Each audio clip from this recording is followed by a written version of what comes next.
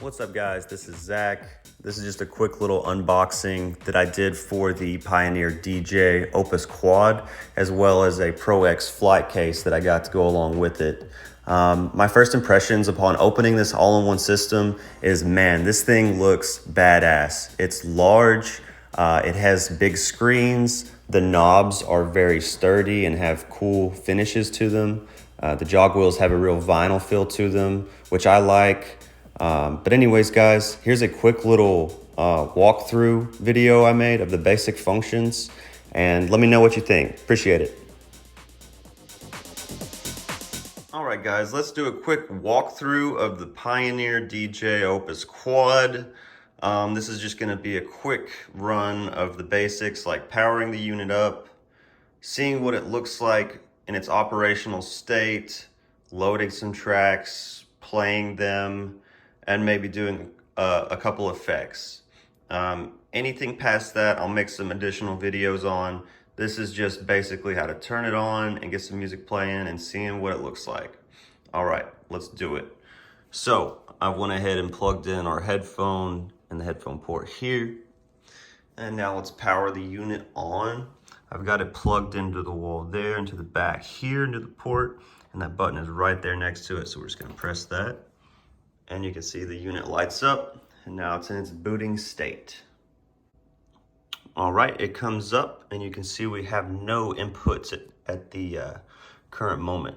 So let's do that. Let's add some source. We've got our USB, and we're just gonna put that into USB 1 and make sure we line it up right. Don't wanna do it wrong, okay? Nice little snug fit there. And that'll populate, there it is. So we're just going to touch that to select it. And now we can see our content has come up here, right? We can navigate this with this little knob, which we can roll down and see these filters on the side. Anything from track, album, key, matching, like if you already have a track rolling. So let's just select, press in on this little guy right here, and we can roll. And we can look at these. We can also touch this too. We can move, just kind of whatever you prefer. But I do like this little knob. It seems very handy so far.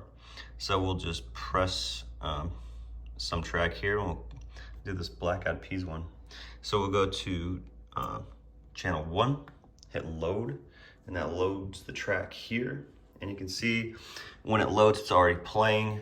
I'm sure there's a setting you can change to where it doesn't do that. It's probably like a record box setting.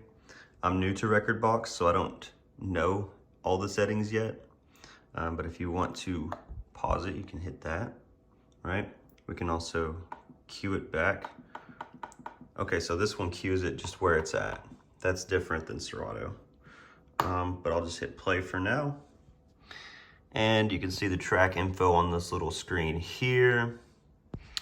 All right, we've got our hot cues that we could set, or if they're already set, that's where you would press those. Vinyl or jog mode, I like mine on vinyl. It has a better feel to it, so you can do things like this, and roll it back. We've got our volume for our headphones here, which is kind of turned down. We'll keep it down. Let's roll the volume up for channel 1, which is this side that's currently playing. And then we can hear it playing, right? We can press any of these and it will have some effect if we do something like this. It's got a low and a high side.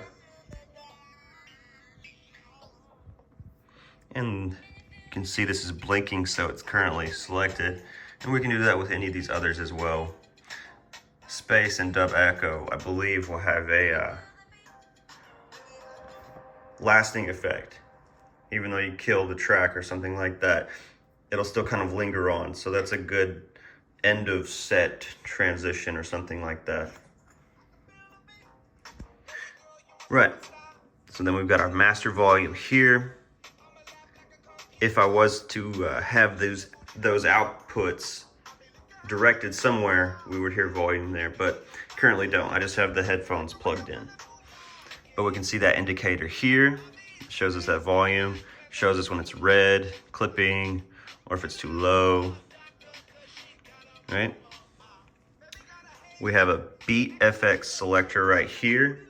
Now, if we roll this, we can see this whole menu right here. And we can do like any of these. All right. And then it shows like the information for that. And then I can press it.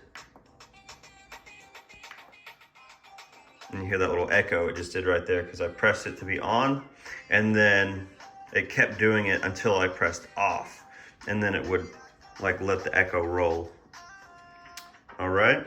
So now mess with this beat loop button over here. So if I press that in, you can see it rolls this section right here. And then whenever I press it again, it lets go of it. Kind of like the slicer feature in Serato. So if we want to load an additional track, we go back to browse. That brings up the menu here from our source.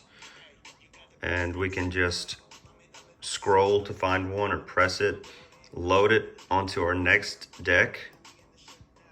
And we can see that waveform there. We can see it's already playing here and there as well. So now we're just going to gradually turn this volume down and turn this other volume up. So that's it, guys. That's the basics of running the system. The last thing I will show us how to do in this basic walkthrough is eject our source. So we'll go to USB 1 and then we'll go to USB stop. We're going to eject that. And this basically says, I've done my set, I'm done. And then you can safely pull that out. You want to always properly eject your USB or it will corrupt it and you will lose all that content. And then lastly, we will turn off our unit, pressing that same button on the back. Thanks for watching this quick walkthrough, guys. I appreciate it. I hope you enjoyed. And if you want more content in the future, be sure to like and subscribe. Thank you.